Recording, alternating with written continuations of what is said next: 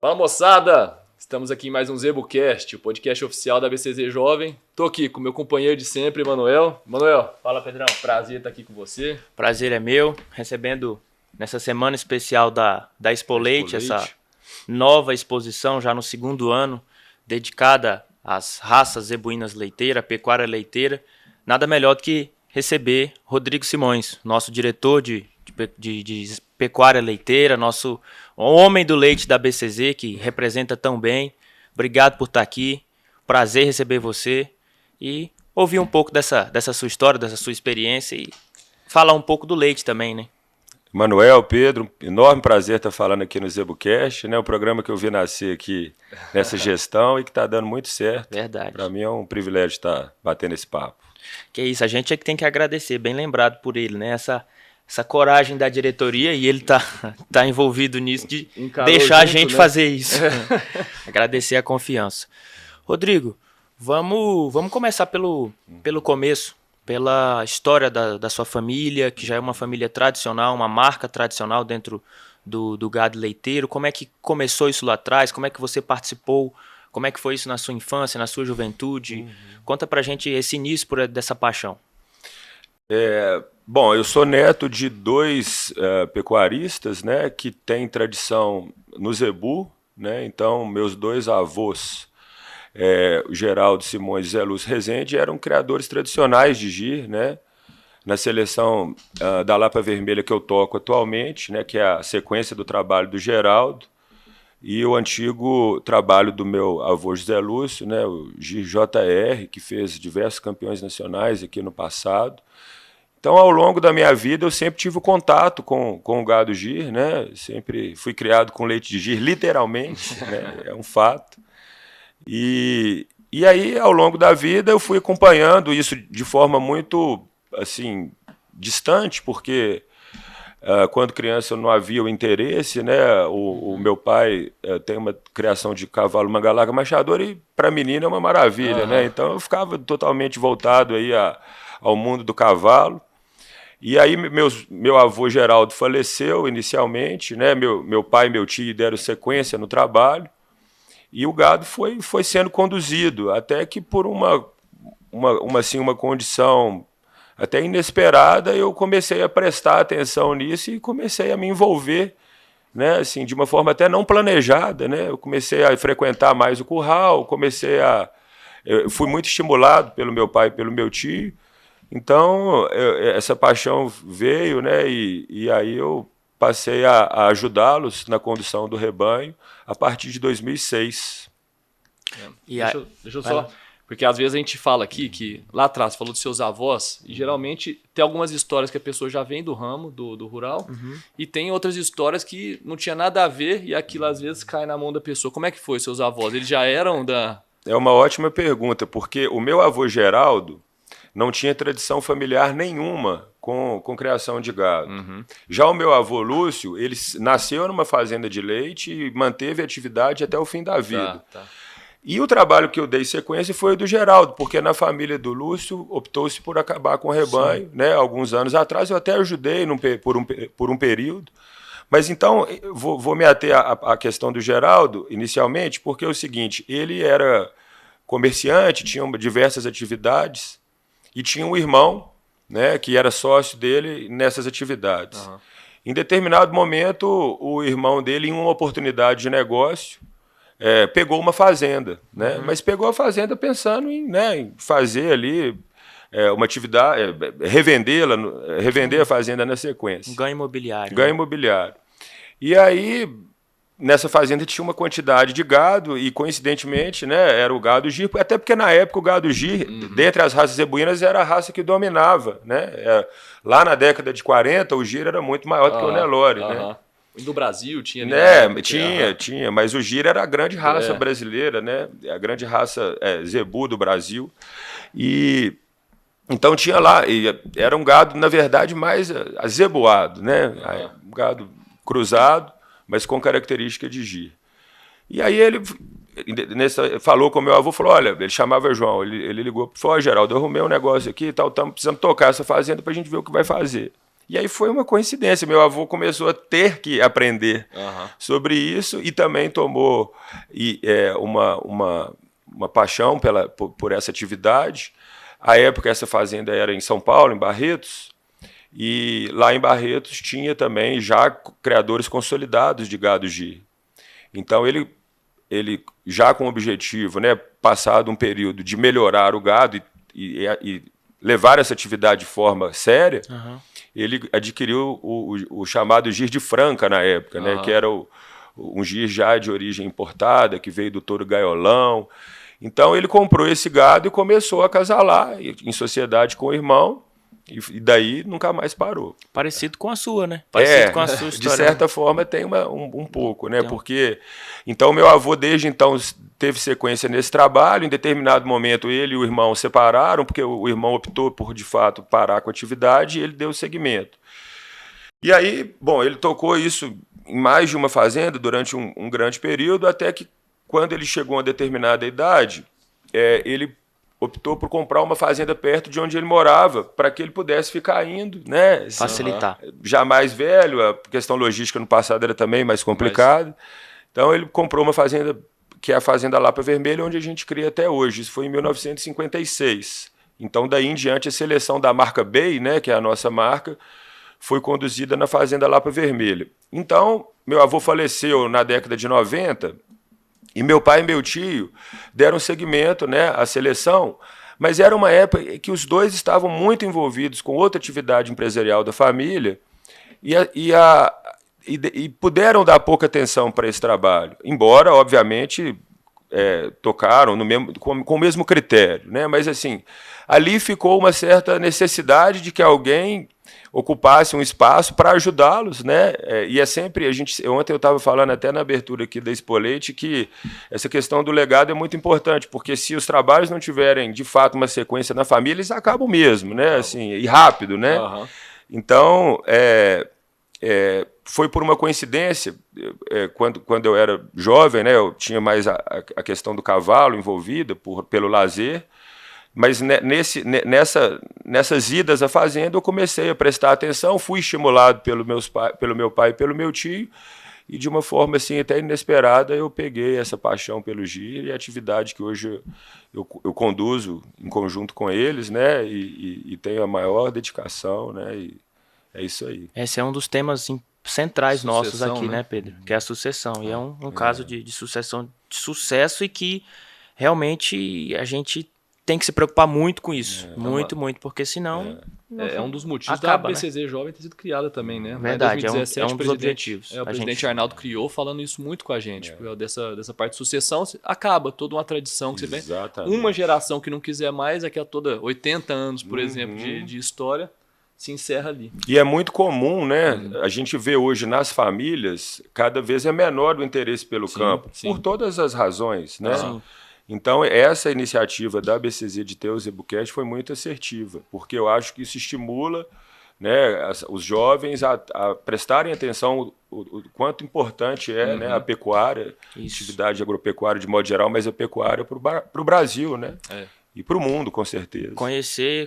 Poder, através do ZebuCast, chegar em todo mundo grandes exemplos, que às vezes você conhece, eu conheço, o Pedro conhece, mas que para a grande maioria das pessoas não conhece exemplos, legados, pessoas que fizeram e fazem. Então, quando chega até a ponta final, a pessoa... Então, eu consigo também, dá para eu tentar, eu posso chegar lá. Então, eu acho que o exemplo é muito forte. Eu queria, Rodrigo, falar agora, porque você falou assim, quando eu era jovem, quando eu era adolescente, para padrões de ABCZ você ainda é jovem. É verdade. Porque... Talvez a gestão mais jovem da história da ABCZ, de média de idade. Né? Mas você é um cara jovem ainda, e a diretoria tem realmente caras jovens aí, muito pela cabeça do Gabriel aí. Que também é jovem. Que também é jovem, acho que é um dos presidentes mais jovens talvez seja.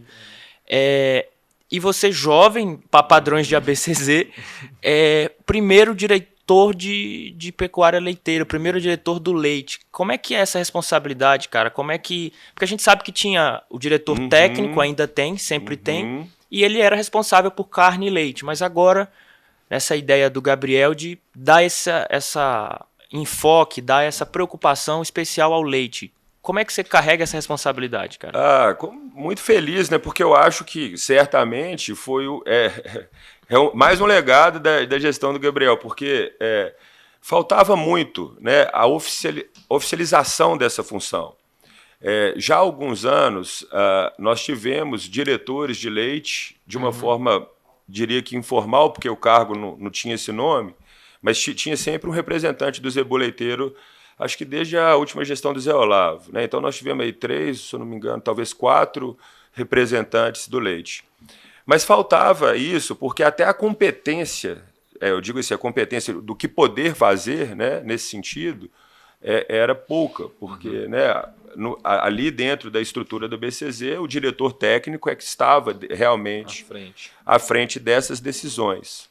Então, quando o Gabriel decidiu, né, por se candidatar e começou a formar a chapa, ele me convidou, né, eu fiquei muito feliz de poder ajudar nesse projeto, e foi uma conversa nossa. Eu falei, olha, eu acho que a única forma de eu colaborar nessa administração é na área do leite, e a gente precisa ter uma estrutura, né, assim, bem clara, né? A gente precisa ter ali, num organograma, a função. E aí ele achou, bom, nós chegamos, eu nem me recordo como que isso nasceu exatamente, mas ficou acordado que assim seria feito, né? E já ao longo da campanha foi prometido, né, a criação dessa função. Então, quando a gente chegou, a gente fez um raio-x do setor e identificou o que precisava ser feito, né, em termos de estruturação pessoal, orçamento, etc. E começamos a fazer uma sequência de ações para que o zebu leiteiro tivesse o apoio que ele merece dentro da BCZ. Legal. E já no gancho também da criação dessa cadeira também da diretoria, e estamos gravando o programa durante a Expo Leite, né? Expo Leite também, que queria saber como é que foi a ideia da criação, se foi você que deu uma cutucada ali no pessoal, quem que teve essa ideia? Foi uma promessa de campanha também, né? Foi em conversa com o Gabriel, né? A gente, com outros colegas da diretoria, seu pai, todo mundo. A gente falou, olha, a BCZ, ao longo dos anos, ela tinha um evento da cadeia leiteira que era a Mega Leite, né? Que é um evento da Associação da Girolando, mas que sempre aconteceu aqui dentro. Sim. E aí, em determinado momento, a diretoria, a administração da Girolando optou por levar esse evento para Belo Horizonte, o que eu acho que foi uma decisão assertiva também, porque a Mega Leite cresceu muito indo para lá. Mas aí ficou esse buraco aqui na BCZ, né, entre aspas, não foi um buraco propriamente dito, mas ficou faltando talvez uma feira realmente dedicada ao zebu leiteiro, porque o zebu leiteiro ele vem crescendo muito, né, ao longo dos anos. Hoje a gente tem uma procura por países de fora, considerando todas as raças zebuínas, especialmente as leiteiras. A maior demanda hoje do Brazilian Cattle, do internacional da BCZ, é por genética de zebu leiteiro. Então nós falamos, vamos fazer uma feira aqui dentro, mas vamos fazer uma feira que não seja só para zebu, vamos fazer uma feira para toda a cadeia leiteira. E aí a gente começou a fazer um estudo de qual seria o formato desse evento. Então, para isso, a gente viajou, conheceu outras feiras e chegamos nesse formato da Expo Leite, né, que é uma exposição totalmente indoor, com foco, obviamente, em julgamento em pista, mas não só isso. Um evento que tivesse um objetivo de atender a toda a cadeia produtora do leite, a indústria do leite junto, né? Então, enfim, então ficou. Aí construímos esse evento e felizmente a gente está na segunda edição, com um crescimento expressivo em relação ao ano passado e um feedback excelente de quem está conosco. Leilões então, também? Exatamente. Esse ano a gente tem praticamente o evento inteiro com a agenda cheia de leilões, shoppings, né? A gente tem um evento grande da Alta Genetics aqui, que é o Integra Leite, um evento para 600 pessoas, está acontecendo. Então, assim, esse evento com essa questão técnica, então a gente tem curso de morfologia de raça leiteira, Legal. A gente teve um workshop para coleta de linear, para desenvolver o método adequado para fazer a coleta de linear dos animais em fazenda. Então, a gente tem os leilões, os shops que nós já citamos, e aí a gente tem uma estrutura de estandes, de parceiros, né, que fornecem serviços e produtos para a cadeia do leite. Achei que ficou um evento bem completo. E a questão de ser um evento indoor foi um ponto muito forte, porque no mundo as exposições de gado de leite geralmente são indoor.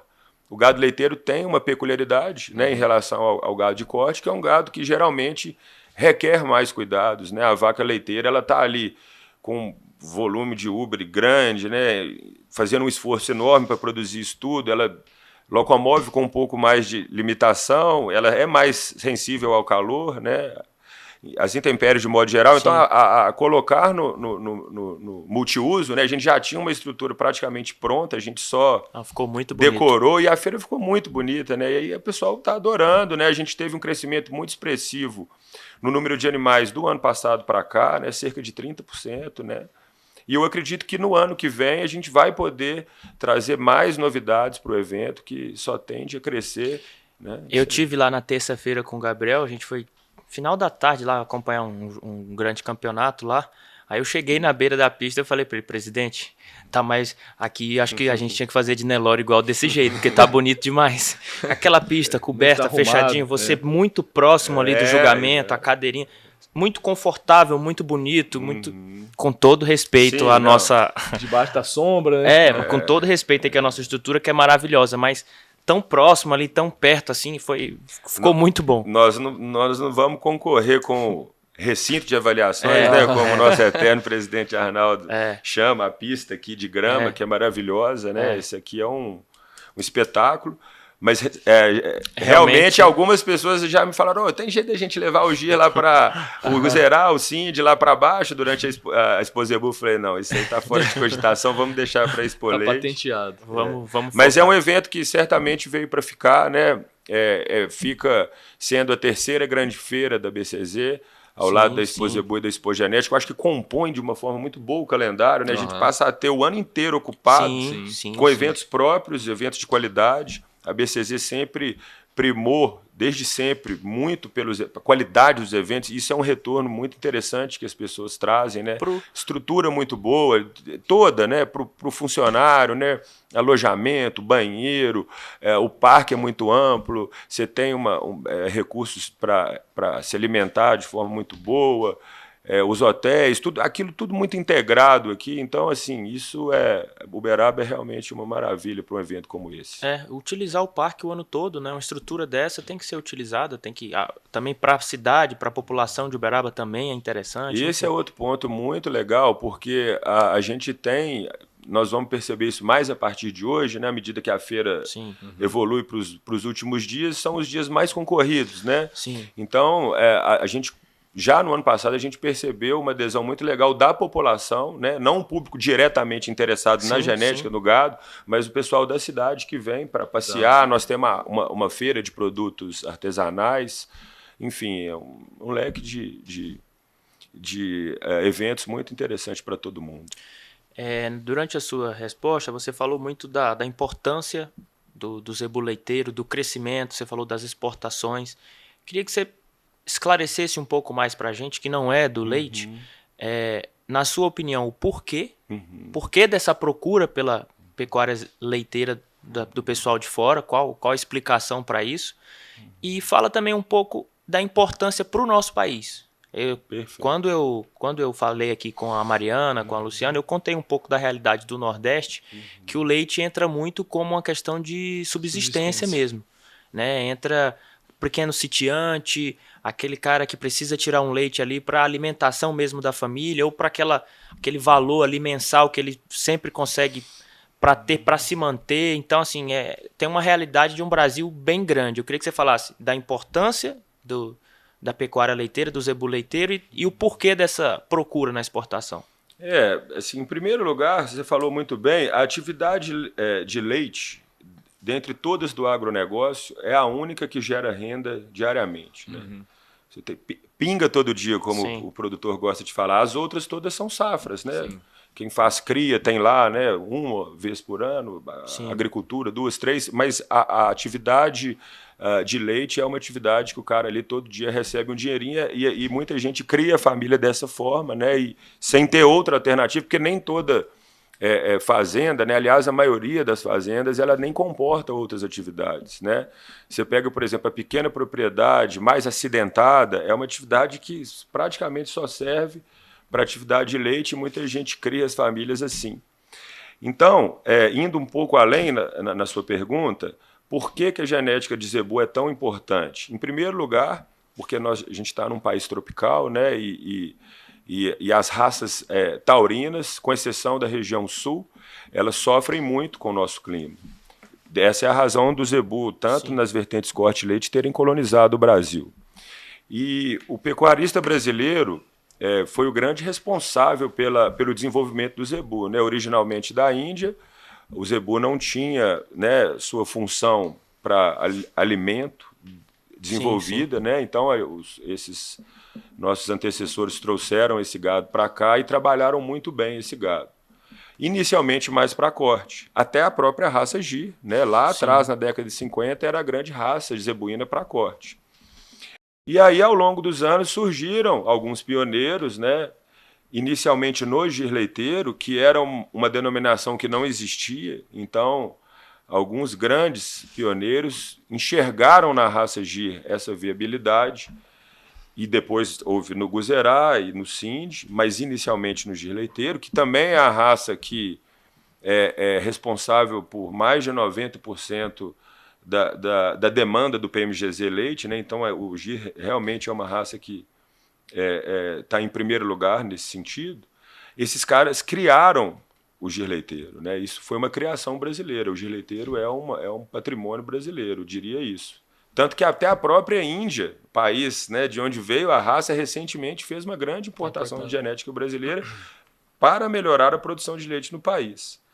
Então, por que o zebu leiteiro é tão importante para o mundo? Porque nos países tropicais não tem outra alternativa a não ser o zebu e seus cruzamentos, né? E como a nossa genética é a número 1, todo mundo tem prestado atenção nesse trabalho, e a gente já tem N números de países que têm levado, né, mais de uma vez essa genética, e alguns já estão até avançados, né? Por exemplo, a Colômbia hoje tem um rebanho Gir leiteiro espetacular. Os Estados Unidos já estão levando o Gir leiteiro para lá e estão fazendo um trabalho importante mais ligado ao cruzamento, né? Especialmente o girolando. Então é isso, o zebu leiteiro, seja ele como raça pura ou seja ele acasalado com raças taurinas com o objetivo de fazer o meio sangue, sim, ou qualquer, né, outra grau de sangue, ele é responsável por mais de 80% do leite produzido no Brasil e acredito que em quase todos os países tropicais, né? E vai lá, Pedro.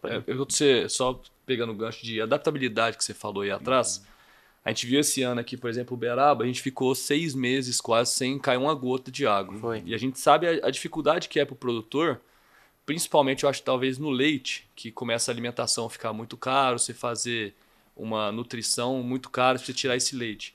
Queria que você comentasse um pouco sobre essa dificuldade, qual que é o seu trabalho na BCZ em relação a isso. Isso aí eu acho que é uma das razões pelas quais o zebu está nesses 80% das fazendas do Brasil. Porque o zebu, repito, seja ele puro ou através dos seus cruzamentos, ele tem essa adaptabilidade de uma forma muito interessante. Você pode intensificar o manejo, e aí sempre quando você intensifica, geralmente você trabalha com gado mais cruzado. Né? Porque quando o seu manejo é mais extensivo, semi-intensivo, você parte mais para o gado mais puro para o zebu. E aí isso fica como uma alternativa muito interessante à medida que o pecuarista, né, adequa o seu projeto.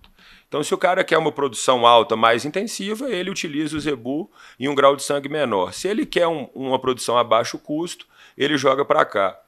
E isso é, inclusive, muito interessante porque o leite, né, é muito volátil, né? O preço do leite é muito volátil. Então, essa é uma das razões pelas quais existe uma fama que a atividade é ruim. Embora eu discorde, né, a produção de leite ela precisa de muita dedicação, né? Se o cara fizer direitinho, ele ganha dinheiro com isso. Mas então, à medida que a comida fica muito cara e o leite muitas vezes não comporta isso, você tendo um trabalho mais voltado para o zebu, você tem a opção de soltar para o pasto, né? E aí o animal vai produzir menos, mas a um custo muito baixo. Sim. Então, é um coringa da pecuária leiteira. E é proporcional. Eu lembrei agora de quem estava aqui, a gente estava comentando, o Guima, da Alta, ele falou muito do leite. Que ele é apaixonado, é verdade. O papo do Guima é muito bom, porque o Guima tem um domínio muito grande, né, sobre o girolando, né, e ele consegue explicar muito bem isso aí que eu acabei de falar, né? Você vai adaptando o grau de sangue de zebu no seu rebanho à medida que você quer tecnificar mais ou menos o seu processo. E ele me falou aqui, ele até me desafiou, você lembra? Ele falou, eu te provo que o girolando é mais rentável que o Nelore.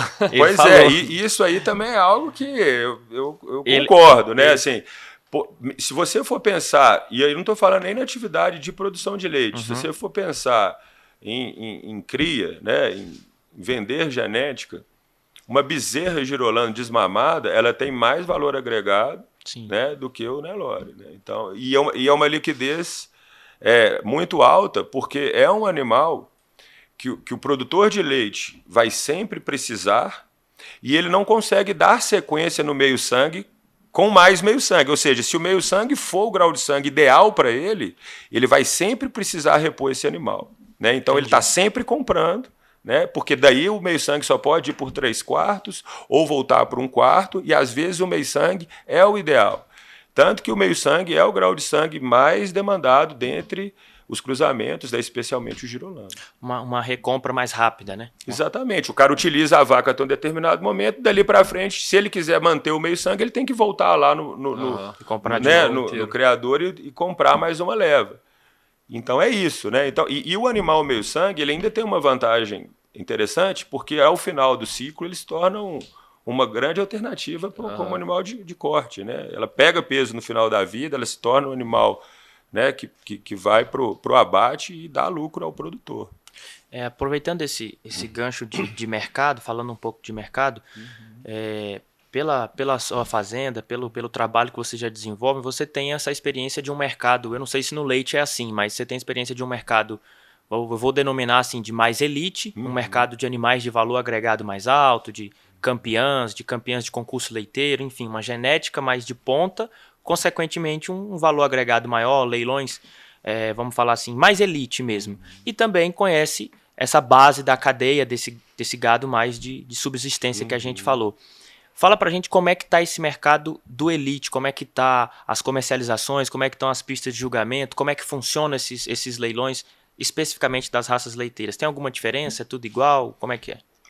Existe um amadurecimento, né, do mercado de zebu leiteiro, né, que já há algum tempo se mantém, né? Então a gente tem uma média de preço boa já há algum tempo e uma quantidade muito grande de eventos. Se você for pegar a agenda de eventos, e aí eu sempre volto um pouco no giro leiteiro, porque é a raça líder, né, dentre as raças zebuínas de leite, você tem praticamente toda semana um leilão e você tem sempre...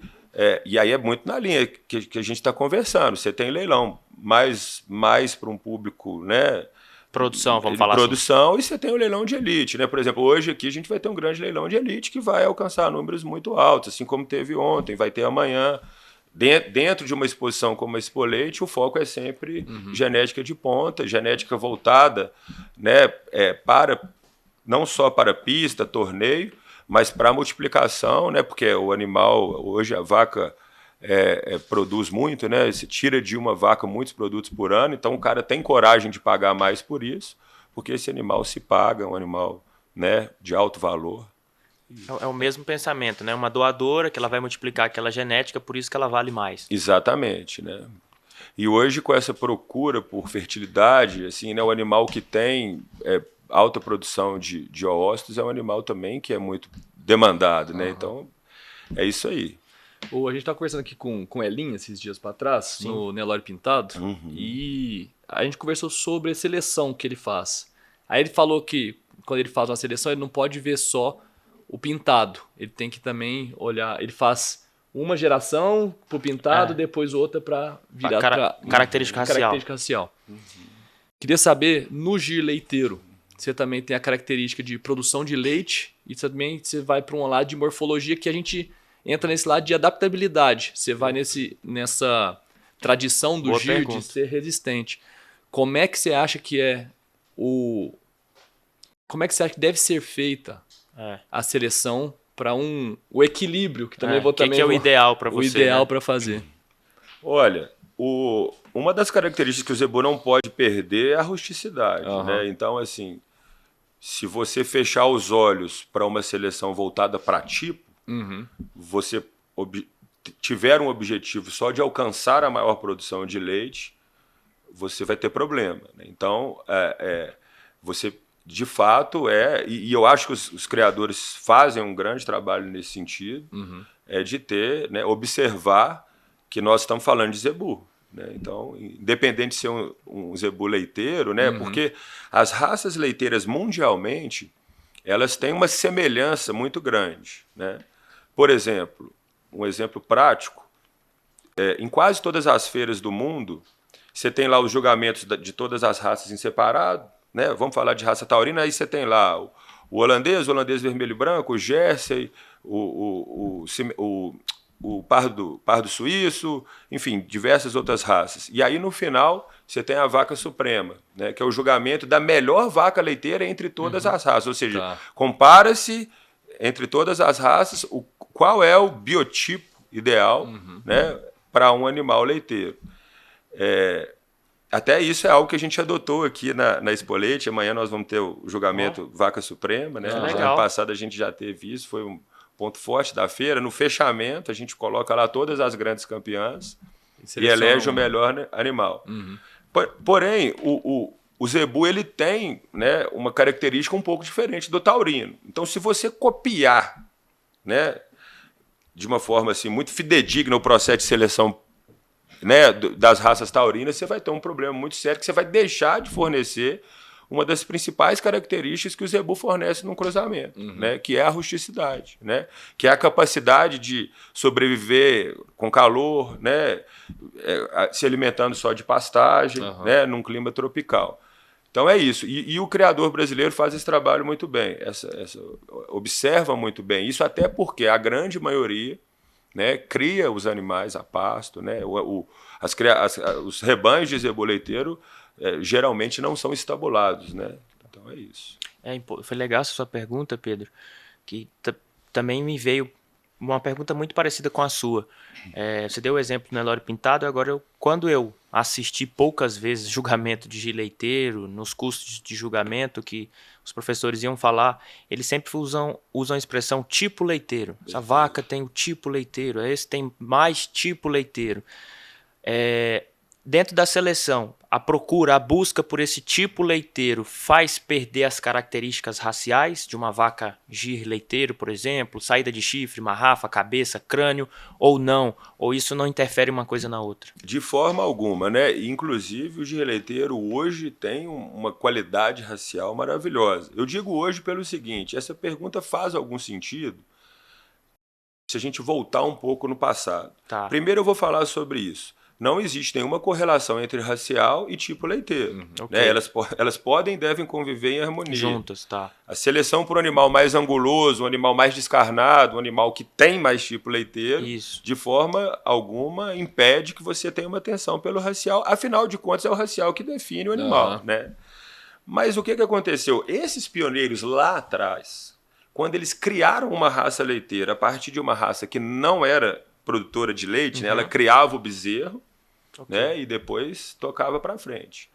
O que eles fizeram? Eles precisaram, à época, ignorar a questão racial. Tá? Então, o que o cara falou? Olha, vamos ter uma pressão de seleção totalmente voltada para leite. Então, se eu tiver um animal mais feio, eu vou tolerar isso para alcançar o meu objetivo, correto? Então, nos primeiros anos de seleção, o zebu leiteiro, ele tinha um pouco disso, né? O animal é leiteiro, é feio e tal. Aí associava-se a isso até a uma possibilidade de mestiçagem, o que não é verdade, né? Porque foi feito por absorção. E se for olhar lá atrás, quase todo o zebu brasileiro foi feito por absorção, dado o número de indivíduos que entrou no país. Verdade. Mas eu estou falando já com o zebu consolidado, o que o cara fez? Olha, eu vou ignorar isso, vou tocar a seleção, né, porque o meu objetivo é provar e chegar no animal genuinamente leiteiro. E aí, vencida essa etapa, pôde-se né, voltar a ter atenção para o racial, e hoje o rebanho de zebu leiteiro tem um racial que não perde nada para o zebu de corte. Então chegou-se num nível de que consegue-se as duas coisas tranquilamente, o equilíbrio. Perfeitamente, é só você dar uma volta aqui no parque e ver a qualidade das animais leiteiros, pega as fotos das campeãs e faz uma análise completa do padrão racial, né? E geralmente a gente fala de cabeça, né? Nesse sentido, saída de chifre, etc., crânio, orelha, etc., o gado é todo enquadrado no padrão racial. Isso é muito bom e acredito que uma grande qualidade da raça já conseguir chegar nesse nível, porque ele deu exemplo do Nelore Pintado, eu vou fazer agora uma analogia, uma comparação com o padrão que a gente sempre fala aqui, que é a questão, o Nelore Padrão não tem essa questão do leite, mas tem a questão da produtividade que é medida através dos programas de melhoramento, através dos números, através da avaliação, e infelizmente a gente não conseguiu ainda unir os dois mundos, eles andam de forma paralela, cada um num caminho. Se o animal ele tem geralmente 90% das vezes, se ele tem uma ótima avaliação, ele peca no racial. Se ele tem um ótimo racial, ele peca do outro lado. Você está falando sobre o pintado, é isso? Sobre o Nelore Padrão. Tá. Sim, tá ok. Sobre o Nelore Padrão. Eu acompanho, sim. Tem acontecido isso. E isso que vocês, assim, aí a pergunta é, como é que entra o PMGZ dentro do gado leiteiro? Os controles leiteiros, como é que é a questão dos índices, da avaliação? Porque já de padrão a gente já está garantido. E o PMGZ, como é que funciona? O PMGZ ele é um programa antigo, PMGZ Leite, mas ele, durante algum tempo, ele era muito voltado apenas à aferição do leite produzido.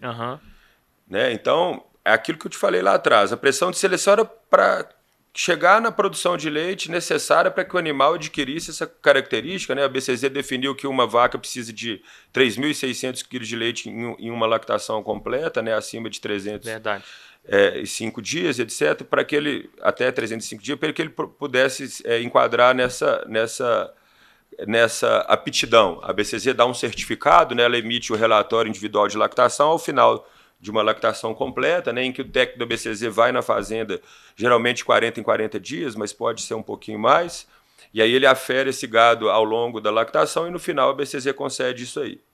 Então, ali criou-se ali um patamar de produção para que o animal adquirisse, né, essa qualidade. Só que o animal, para ser um animal produtor de leite e ter uma produção economicamente viável, a gente não pode se ater apenas, né, à produção de leite no período, porque você poderia eventualmente pegar uma vaca que não é tão boa de leite, super alimentar, dá hormônio e tal, e ela vai chegar lá com esse leite, né, com dificuldade, mas o leite dela vai sair mais caro, né, do que o leite do valor que ele vai receber do laticínio. Então o PMGZ entra nesse processo para ajudar o criador, né, a ter animais de fato economicamente viáveis, realmente produtivos. Como? Entendi. O PMGZ ele mede uma série de outras características no manejo do rebanho, né? Ou seja, qual regime alimentar que esse animal está, quantas lactações, quantas vezes o animal é submetido a ordenha por dia, entendeu? E se ele está utilizando hormônio ou não. Porque isso, né, esse RA, que é a denominação, é muito importante para você entender como que esse animal chegou nessa produção. E não só isso, né? A BCZ coleta informações lineares na fazenda, né? Ou seja, por exemplo, né, qualidade de úbere. Se a novilha pare e é muito boa de leite, vai dar lá 30 kg de leite de média por dia. Mas ela não tem úbere bom, ou seja, ela não tem ligamentos bons, o úbere não tem boa textura, não tem boa qualidade de tetos, esse animal, ao final dessa lactação, ele pode estar com o úbere já, né, perdido, vamos dizer assim, né? Perdeu os ligamentos e tal, sim. O animal perde a viabilidade econômica. Então, quando você começa a medir qualidade de úbere, quando você começa a medir perna, pé, temperamento, né, tempo de ordenha, aí você começa a incrementar o programa com outras características e dá cada vez mais ao criador uma ferramenta, né, de seleção. Não é isso? O PMGZ Leite agora está entrando com uma série de novas informações para incrementar o programa. Para ficar mais completo. Mais completo. Dá mais informações para o criador, dá mais ferramenta para o selecionador. Às vezes até para o criador mesmo não se auto-enganar, né? Não maquiar um resultado ali, né? Pois é, às vezes com objetivo comercial, o criador fala, não, eu vou ali... Mas isso tem sido cada vez menos, né? Uma das outras coisas que acontecia no passado e que felizmente isso está superado é a aferição seletiva. Então, o que o cara fazia? Eu vou pegar 3 ou 4 vacas que são da minha cabeceira, vou colocá-las na baia, vou dar um super trato para ela e vou alcançar uma lactação alta, porque aí eu vou lá no mercado e vendo genética. Isso acaba com o programa, né? Porque uma das principais informações que o programa precisa ter é a informação da vaca ruim. A vaca ruim, muitas vezes, é mais importante que a boa dentro de um rebanho para o programa. Então, o que a gente estimula muito e que os criadores, felizmente, aderiram? Não seletividade na hora de escolher né, os animais que vão, ou seja, todas as novilhas vão para o controle leiteiro. Controle leiteiro não seletivo é o termo, entendeu? Então, você lá coloca... A vaca está ruim? É fraca de leite? É fraca de tipo? Pesa o leite dela, coleta as informações dela, que isso vai entrar no programa de uma forma a te dar cada vez uma informação mais confiável. E até o próprio criador poder selecionar dentro do próprio rebanho dele. Saber o que justamente é bom, o que não é bom, o que ele vai reproduzir, o que ele não tem interesse em reproduzir. Eu acho que... um exemplo assim, prático seria isso. Por exemplo, o que a gente quer, uma das principais razões da gente coletar essas informações é para você dar uma boa base de dados, por exemplo, para a progênie de um touro, certo? Então o Emanuel tem um touro lá que o Emanuel acha ele bom. Mas a cada 10 filhas ele só dá 3 boas, mas o Emanuel só afere as características das 3 boas. Esse animal é um bom reprodutor? Não é. A média dele é baixa. Ele pode dar filhas maravilhosas de vez em quando. Isso para o programa é péssimo, porque sai lá no alto o touro. Né? Isso vocês estão na nossa frente de novo, porque no nosso caso do Nelore, o touro, é difícil você achar um touro que dá uma média boa hoje, tá difícil. Média, ele dá indivíduos excepcionais, mas a média é difícil achar. Eu acredito que todas as raças são um pouco assim, né? Mas hoje a gente tem, por exemplo, à medida que o touro... Teste de progênie, Teste de progênie, muito antigo. A gente tem na BCZ o PMGZ leite, que tem o sumário próprio, né, que é a avaliação genética exclusivamente feita com os animais puros, né, em acasalamentos puros. E nós temos aqui a BCGIL, né, que é a Associação do Gir Leiteiro, que faz um excelente trabalho já há mais de 40 anos, que é o PNMGL, que é o Programa Nacional de Melhoramento Genético do Gir Leiteiro, em parceria com a Embrapa, que é um teste de progênie e hoje tem, inclusive, a questão da avaliação genômica junto. Então, esses 2 programas fornecem informações importantíssimas, porque enquanto o PMGZ ele tem uma base de raça pura, o PNMGL utiliza cruzamentos também. Então, são programas que se somam. Você cruza as informações, né? Perfeito. Como é que, aproveitando, engatando nesse assunto, como é que hoje, para a gente que não conhece, como é que funciona a escolha de um touro de central? Seja gir leiteiro, seja das raças leiteiras, como é que é o processo de seleção, como é que você, enquanto criador, tanto para você produzir um touro de central, o que você busca para produzir, e para você usar no seu gado. Olha, Manuel, para eu usar no meu gado, eu procuro um touro com essas características. Como o programa fornece um número de informações muito boa, às vezes, o que eu quero num animal não é nem o touro melhor para leite, e isso é muito comum. Às vezes eu tenho uma vaca, por exemplo, que é muito boa de leite, mas é ruim de garupa. Entendi. Então eu tenho lá no programa informações sobre touros melhoradores dessa característica. Então, às vezes eu uso um touro que tem uma PTA leite baixa, mas corrige perna, pé e garupa. Então é um acasalamento dirigido, não é isso? Então, quando você vai fazer as centrais hoje, elas têm um trabalho muito bom, porque todas elas têm excelentes técnicos à frente, que entendem muito de zebu leiteiro. Então, eles têm todo esse leque de opções, né? Eu tenho touros, às vezes, que são aquelas potências para leite, né? Eu preciso dar aquela... E, às vezes, eu tenho touros para você utilizar em um rebanho que já é muito leiteiro, mas está carente de outras características. Então, dentro das centrais, a gente tem todas essas opções. E uma coisa muito interessante é que a gente tem conseguido reduzir muito o intervalo entre gerações, né? Por quê? Porque a gente hoje tem confiança em usar os touros jovens, porque a seleção já está muito avançada. Antigamente, não longe daqui, praticamente só se usava touro provado. E demorava-se 7 anos, no mínimo, para provar um touro. Então você pensa, né? Você está lá, o touro nasceu, foi para a prova ali com 2 anos, 3 anos, se provou, ele já está com 10. Aí o povo, agora eu vou usar. Esse touro já está no final da vida. E um monte de touro ali, filho, neto ali, já existindo, e você não tendo coragem de usar. Como a seleção avançou muito, hoje está todo mundo usando touro jovem e tendo resultado e acertando muito, né? E fazendo essa redução no intervalo entre gerações, dá um pulo na seleção do gado. Consegue uma acurácia maior, né? Isso é muito importante. A gente tem essa dificuldade de usar o touro jovem porque a acurácia é baixa. A informação que a gente tem é só matriz de parentesco ali, né? Perfeito, mas quando você pega um animal que tem 10 vacas provadas na linha baixa e tem um tanto de touro provado na linha alta, se a gente não tiver coragem de usar, nós não estamos fazendo melhoramento genético. Significa que o processo está parado.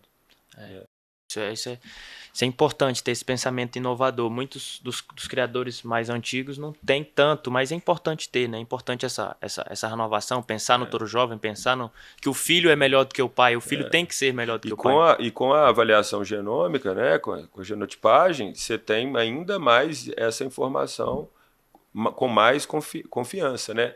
A gente sempre, a seleção mais, na minha opinião, e eu acredito que na de todos, ou quase todos, a seleção mais avançada do mundo em termos de pecuária é a da holandesa, né? Da raça holandesa. E hoje um touro holandês, um bezerro nasce, você já tem a genômica dele, assim que ele produzir sêmen, ele vai embora, né? E aí o intervalo lá é muito, muito curto. Se você pegar os sumários tanto canadense quanto americano do holandês e olhar, né, esses touros a cada ano eles se renovam, né, e é sempre um touro jovem que está na liderança. Legal. Se você já é de uma família consagrada, já tem um criatório consagrado, mas se você fosse, imagina uma situação hipotética, se você fosse começar hoje no Gir Leiteiro, começar hoje na raça, você está aqui na Expo Leite, você acabou de chegar aqui, você quer entrar nesse ramo, ser o primeiro animal, enfim, como é que você começaria? Você começaria com aspiração, com embrião, comprando uma doadora, comprando uma bezerra? O que você dá de conselho aí para quem quer iniciar? Manuel, é uma pergunta um pouco difícil, porque isso depende muito do seu objetivo final. Do projeto, né? Eu, por exemplo, aí eu vou até voltar um pouquinho na conversa, como a minha família é muito antiga na seleção, quando meu avô iniciou, nem existia o Gir Leiteiro.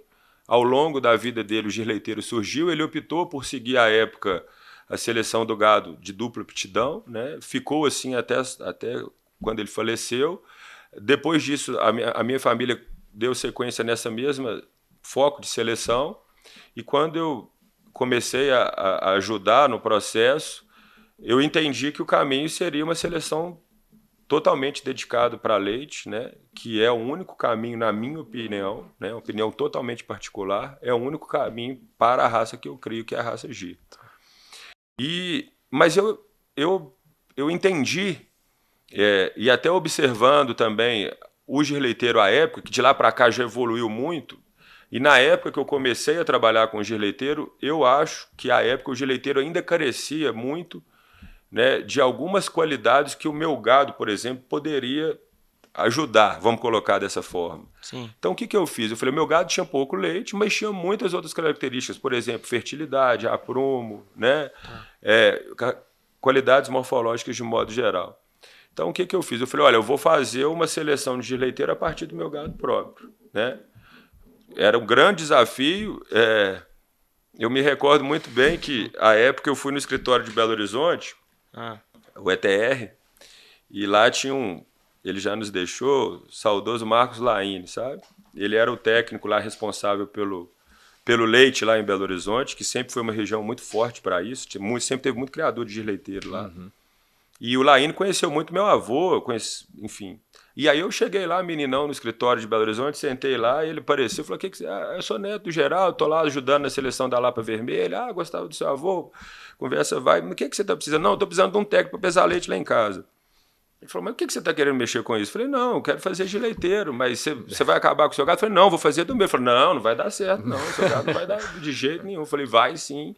E aí, bom, eu não escutei. E aí a gente tinha um funcionário muito antigo lá em casa, eu falei com ele, olha, como é que é isso aí? A gente tinha mais ou menos 500 matrizes de ira à época. Uhum. Falei, como é que é? O gado dá leite? Ele falou, dá. Não, tem umas vacas aqui, quanto que precisa? Eu falei, dá uns 15 litros por dia, numa média aí de um ano. Ele falou, não, dá, dá. Pode. Então vamos fazer o seguinte, toda vaca que parir, você que tiver viabilidade, você vai separar ela e botar no trato.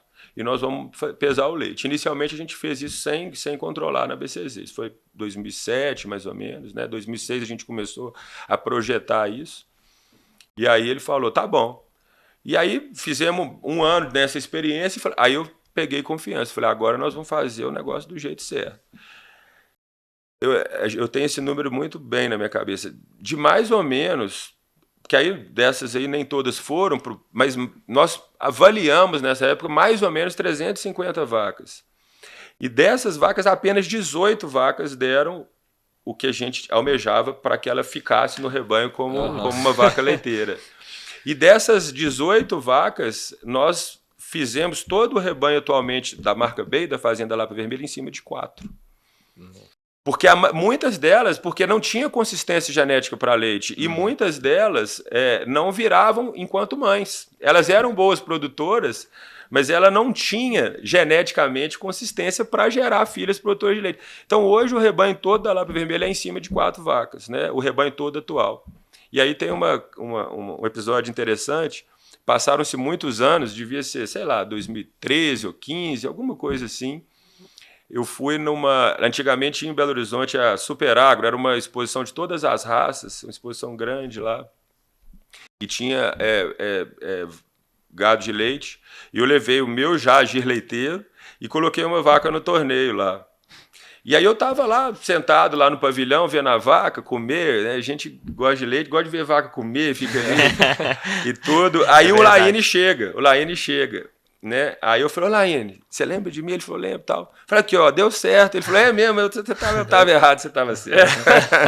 Não, isso é Mas bom. foi de cabeça dura mesmo, porque realmente, inclusive, até no próprio gir leiteiro, eu era totalmente desacreditado nesse sentido, né? E foi um trabalho muito lento, né? Muito demorado, não lento, mas um trabalho muito demorado, um trabalho muito difícil, para a gente conseguir chegar em um trabalho de consistência, né? Hoje o rebanho tem muito leite, tem, né, o que eu queria mesmo, que é produzir um gir leiteiro de qualidade, especialmente para fazer um excelente girolando, né, que é o mercado principal, né? O cruzamento é sempre o mercado principal para quem seleciona leite, né, a partir de zebu. Que legal, história legal, isso aí, muita determinação, né, Pedro? Não, de fato foi.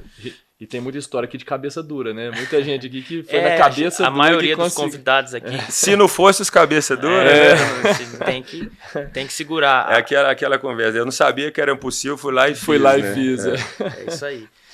Rodrigo, eu queria agora falar um pouco da parte assim de que a gente, infelizmente, felizmente já tem diminuído muito, mas de vez em quando aparece alguma coisa disso na mídia, em algum lugar, do pessoal criticando o leite como alimento, né? E você, como criador, como defensor dessa bandeira, o que você poderia falar para a gente em relação a isso? A gente vê campanhas pagas, que a gente sabe como é que funciona isso, mas queria que você falasse da importância do leite como alimento e essa difamação que, infelizmente, ainda acontece. Isso é talvez uma das perguntas mais importantes, né, do programa, desse episódio, porque nós do agro, não só no leite, né, a gente luta muito contra as chamadas fake news, as informações maldosas que são disseminadas na mídia, né, com o objetivo de enfraquecer o agro, né, que é uma pauta, infelizmente, que ainda está aí com muita força. E a BCZ talvez seja uma das entidades, é a entidade do Brasil que faz o melhor trabalho nesse sentido, de mostrar para o mundo o tanto que é importante a proteína animal. E o leite talvez seja um dos alimentos mais importantes que tem, né? O leite não faz mal, o leite só faz bem, o leite é necessário, né? E o leite de zebu é um leite muito especial. ele é um leite que, de modo geral, ele ganha de todas as raças em qualidade. É um leite que tem um teor maior de sólidos, de proteína, de gordura. É um leite que é majoritariamente beta-caseína A2A2, né? Para quem não sabe, a proteína do leite, né, tem a beta-caseína A2A2 e A1A1 ou A1A2. E o A2A2, ele não causa alergia nas pessoas. Tem gente que é alérgico a leite, tem gente que tem intolerância à lactose. Então, para quem é alérgico, o leite de zebu quase sempre é ótimo, pode usar. Então, com exceção de pessoas que têm alergia ou que têm problema com lactose, etc., o leite é um alimento completíssimo, importantíssimo, né? Então, eu já vi profissional da saúde falando uma bobajada a respeito disso, mas felizmente agora a gente tem ótimos profissionais, né, especialmente da área de saúde, explicando para o mundo inteiro o tanto que é importante. E o leite talvez seja o alimento mais completo que existe. Né? E a gente recebeu aqui o Aldo Rebelo e ele falou justamente isso, que essas falas, essa difamação ao agro de uma maneira geral, na opinião dele, e concordo com a opinião dele, é muito questão de interesse comercial. Certamente. Ele falou interesse comercial, interesse estrangeiro comercial em difamar o nosso agro para que eles possam ganhar dinheiro com isso. Simplesmente. Né? Tem uma publicação, né, em inglês que fala Farms Here, Forests There. Né? Ou seja, eles querem conservar a nossa...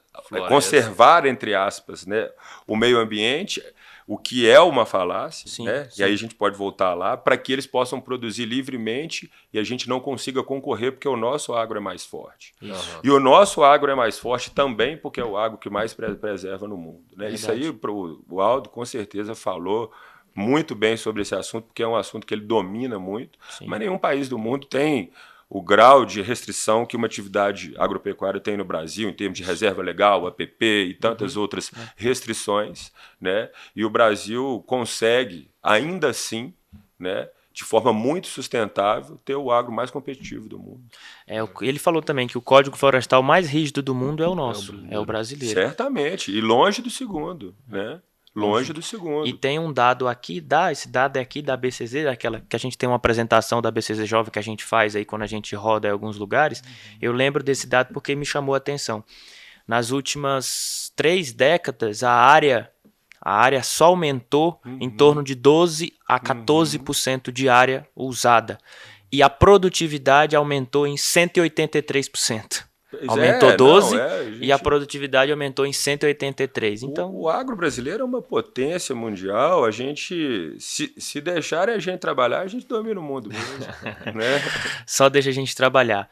Rodrigo, para a gente finalizar agora, o que você já deu agora um bom exemplo aí de determinação, mas o que você deixaria de fala, de conselho, enfim, de algum tipo de norte aí para a turma jovem, vamos falar assim, para o nosso público aí da BCZ Jovem, do ZebuCast, que quer entrar no mercado. Não obrigatoriamente ele seja neto, filho de criador, mas ele quer entrar no mercado da pecuária, do agro, ele quer trabalhar, ele quer se envolver dentro desse nosso mercado. O que você deixaria de conselho aí, de fala? Olha, se eu fosse egoísta, eu ia falar para ninguém mexer com o agro e deixar só para nós, né? Mas... eu tenho 2 filhos e desde muito cedo eu estimulo os dois a viver no campo, né? Pisar no curral, né? Porque além do fato de ser uma atividade muito importante, muito nobre para a sociedade, né? A gente presta um serviço para o mundo. É uma atividade muito prazerosa. Eu não conheço ninguém que falou, não, isso aqui é ruim. Começou a mexer e não continuou. Então eu recomendo, né, as pessoas que podem fazer isso, né, as pessoas que talvez tenham uma vida urbana, mas que tenham condição de tentar ou começar uma atividade, mesmo que de forma paralela, que inicie, que isso vai ser muito bom para o ambiente familiar, muito bom para a saúde, né, e muito bom para a sociedade. Eu acho que essa é uma mensagem que eu poderia deixar. Muito bom para o país de uma maneira geral, né? Isso aí. Pedrão. Show de bola. Manuel, bom demais, hein? Show de bola. Mais um episódio especial aí. Foi ótimo. Agora conversa jovem para jovem. Um jovem. um dos mais jovens aí da diretoria, a Expo Leite e a pecuária leiteira está muito bem representada. Parabéns, Rodrigo, e obrigado pela sua presença. Manuel, Pedro, foi um prazer enorme conversar aqui com vocês e contar um pouquinho da nossa história. A gente aqui agradece. Pedro, vamos fazer, presentear, mas eu vou fazer diferente. Vamos entregar os dois, que ele falou que tem 2 filhos. Aí a gente já pronto. Epa. Tá vendo? Ali, ó, tá ali Isso aí vai contra aí a minha política de criação de filho, mas vamos lá. Não, mas tô brincando, tem tudo, né? É o presente, fala lá, os tios lá de Uberaba te mandaram o presente. Aí pode mimar. Gente, muito obrigado. Entrega pra ele. Viu? Tá? Parabéns pelo excelente trabalho que vocês estão fazendo. Obrigado. A gente que agradece. Pessoal, é isso. Mais uma semana, mais um episódio. Obrigado pela audiência, pela paciência. A gente está em todas as redes sociais, no YouTube da BCZ TV, no YouTube do ZebuCast, no Spotify, no Instagram. Vão ter os cortes, as partes principais aqui dessa entrevista vão estar no nosso Instagram. E é isso, toda quinta-feira, 8 da noite, a gente aguarda vocês. Não é isso, Pedrão? É isso, Emanuel. Obrigado, moçada. Valeu. Um abraço, fiquem com Deus. Até semana que vem.